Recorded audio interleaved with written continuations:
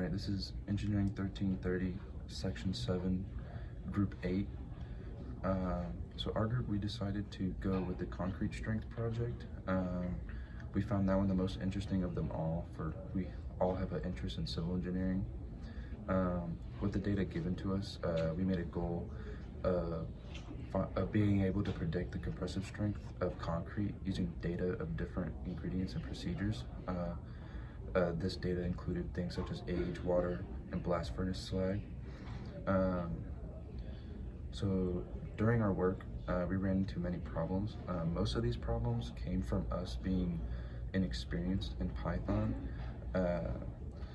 One major problem we had was just being unfamiliar with the linear regression functions, which led to us becoming confused when we started having different answers, even though it was just because the answers were randomized. But as time goes on, we believe that as our experience with programming grows, many of the problems we faced should become non-existent. We started our project by simplifying the data. We included all of the statistical information about the data, all the important aspects, the data type, the counts, and everything. We used the correlation function to find the correlation coefficient between each of the columns.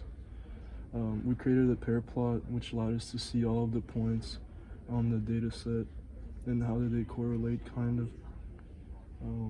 We also created a heat map in order to get the visualization of the correlation between each variables as well. Then we created several scatter plots which allowed us to see which variables have a positive correlation, negative correlation, or no correlation at all.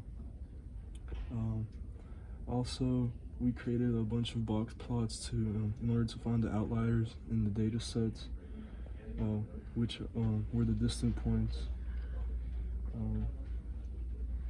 And we created scatter plots as well to see the correlation. From here, we wanted to test our theory on linear regression, and so we created a train test and a train and a test. And from there, we used the sklearn library to add in functions to make it more easier. So here we'll have our train and test variables, and then we scaled it into units, and from there we inputted our train and test variables into linear regression, and then here is us finding our mean squared error and root mean squared error on said function, and here's a visualization of how accurate our model is by having a scatter plot of true and our predicted model. So this is all just to say how well our predictions line up to truth.